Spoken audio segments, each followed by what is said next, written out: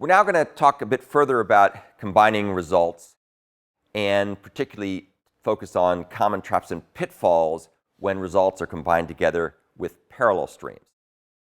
And in particular, collect and reduce behave somewhat differently in the context of parallel streams. And it's important to understand the semantic differences between collect and reduce.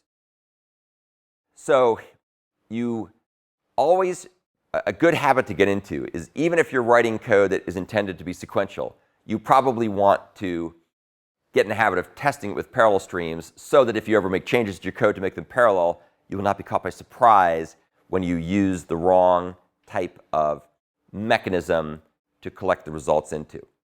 So this is an example. This is the EX17 example, and it's going to demonstrate buggy stream reduce, which is kind of a funny example.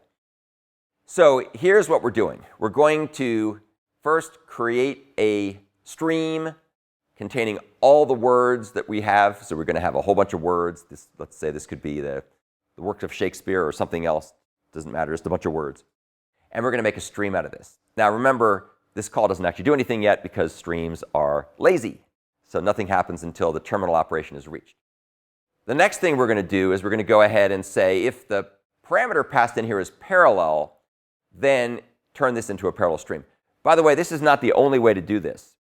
Another way to do the same kind of thing without having to break your code up, where you have a local variable followed by a conditional check where you enable parallelism or not, is to use the stream support.stream method, which you can pass in a parameter to, which would be the Boolean parallel.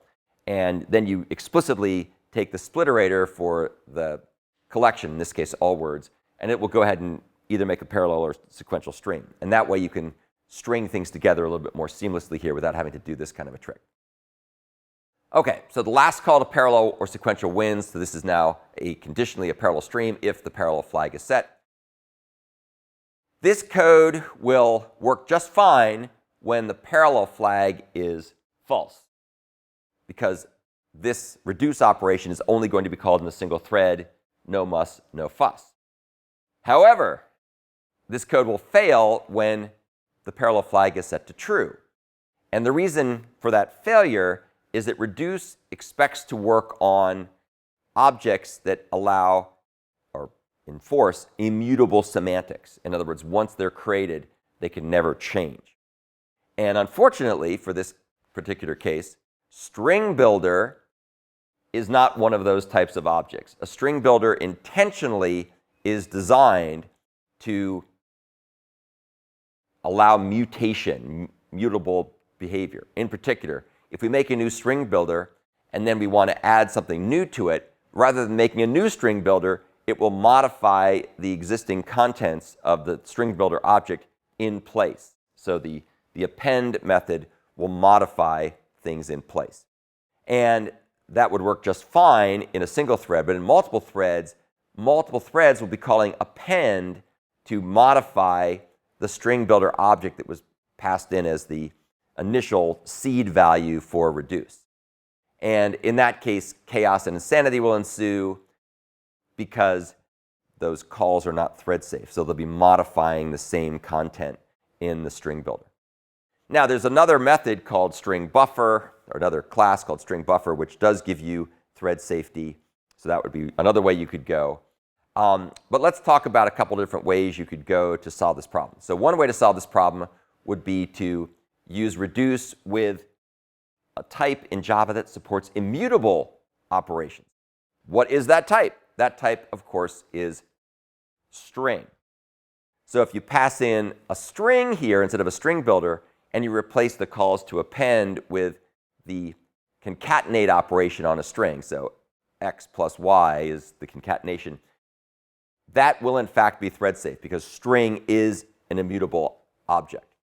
However, it'll also be very inefficient because string concatenation makes a new string.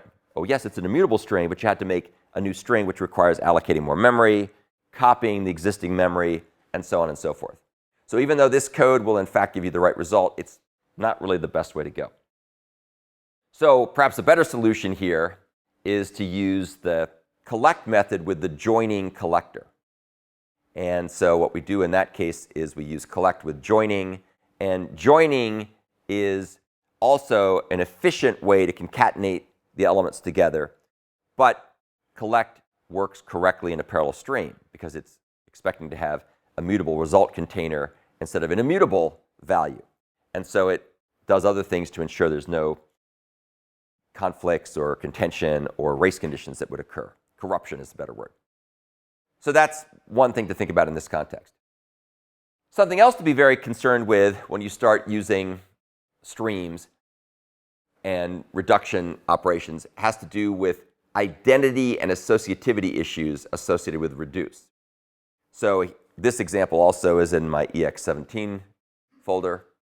So you can see here that this approach is trying to essentially reduce things by computing their differences. And the problem here is that, well, this will actually work just fine when you run this thing in a sequential stream. But when you start trying to use it in a parallel stream, it doesn't work because subtraction is not associative. And so anytime you use non-associative operations in reduce, you're going to have a big problem because you're going to get these things running in different threads, and the ordering will be different, and the results will not be what you expect. Another common mistake that you can make with reduce is failing to pass in the appropriate identity value as the first value, the seed value. And the identity value of any operation, multiplication, addition, and so on, is defined as the identity, when applied to the value with the operation, should yield the same value. So for example, if you're doing addition, then 0 plus any value is the value. If you're doing multiplication, 1 times the value is the value. But don't get those things confused, because if you turn around and use the wrong identity value, for example, if you pass in 1 here, then that's not the identity value. And there's a similar problem with product, where if you pass in an identity value that's 0, well, obviously 0 times anything will be 0. So that's not the identity value either. So be very careful what values you pass in when you're dealing with these reduce operations, because they have certain expectations on the behavior and the semantics. There's a lot more discussion about collect versus reduce. You can take a look at this video by a colleague of mine named Angelica Longer, and she has a very nice long video that goes into way more detail than we have time for in this course, but it's good if you really want to know all the subtle nuances between these different types of terminal operations. Okay, so that's the end of the discussion of combining results.